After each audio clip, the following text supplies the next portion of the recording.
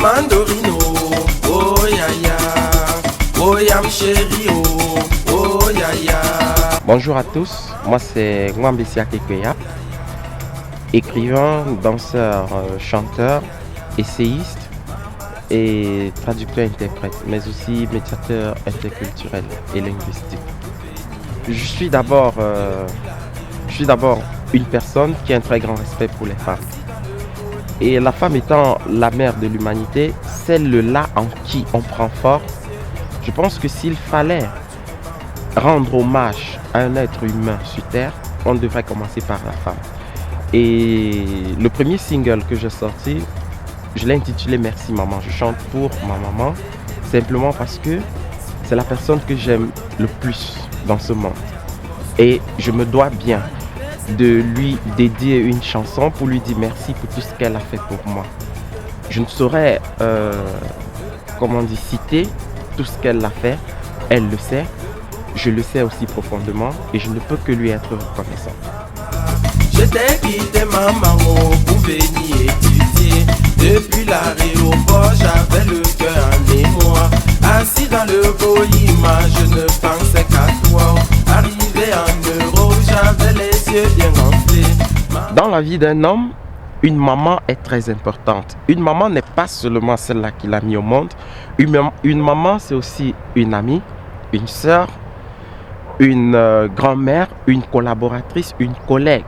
Une maman dans la vie d'un homme, c'est la chose la plus belle qui puisse exister.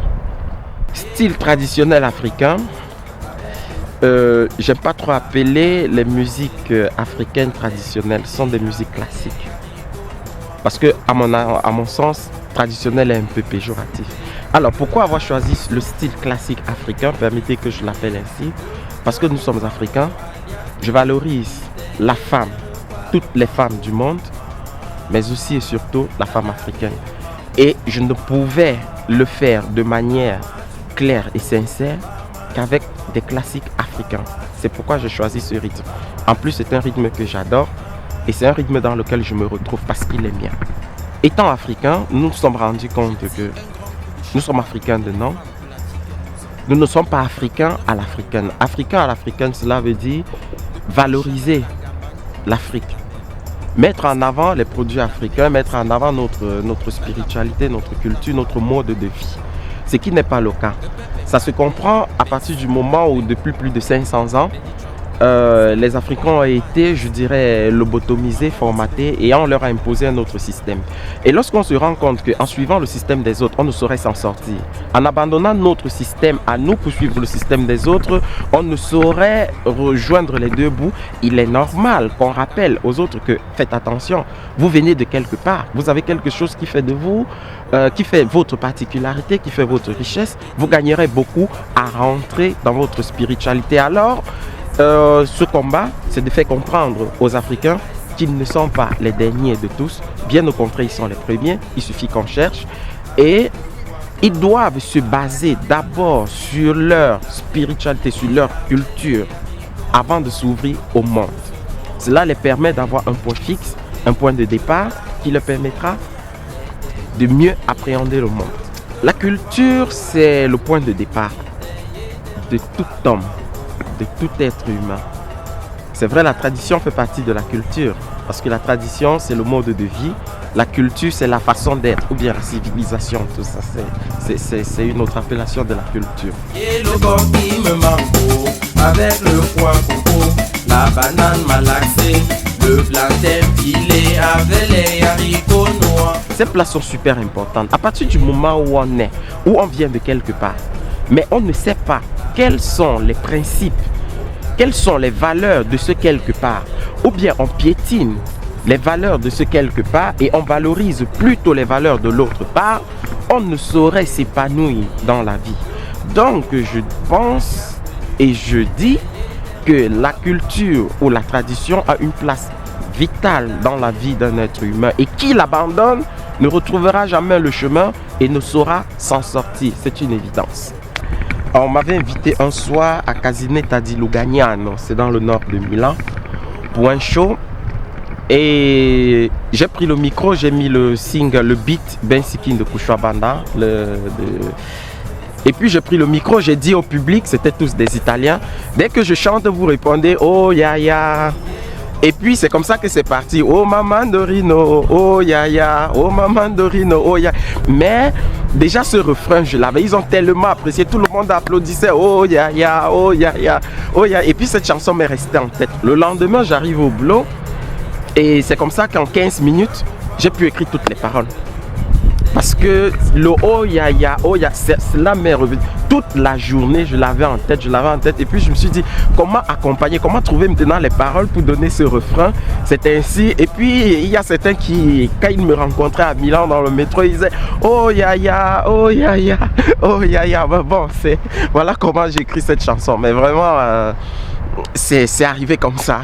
C'est le jour même que je décide, je dis bon, qu'est-ce que je vais faire pour eux, qu'est-ce que je vais dire, ok, le public, dès que je dis oh maman Dorino, vous répondez oh ya ya, oh maman Dorino. Je suis en train de sortir, je suis en train de travailler sur les autres chansons qui verront le jour bien évidemment très bientôt.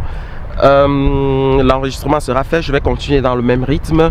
Je suis aussi en train de finir un autre livre qui va sortir, un autre essai bien sûr, qui parle de la spiritualité africaine, sans compter mon roman. Je suis aussi en train d'écrire des coups de scène qui seront tournés bien sûr ici en Italie pour valoriser la diaspora africaine en Europe, qui seront produites très bientôt aussi sur Web TV. Je garde, n'est-ce pas, la surprise pour plus tard, vous découvrirez.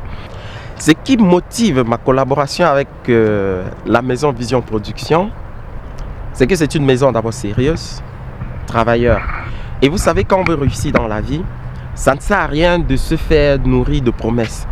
Quand vous traitez avec quelqu'un qui est sérieux, qui fait ce qu'il dit, ça ne sert à rien de changer. Je reste connecté à Vision Production et je le resterai aussi longtemps que possible, tant que les rapports de respect, les rapports de respect de contrat, les rapports de respect mutuel vont continuer aussi longtemps que possible, je l'ai dit.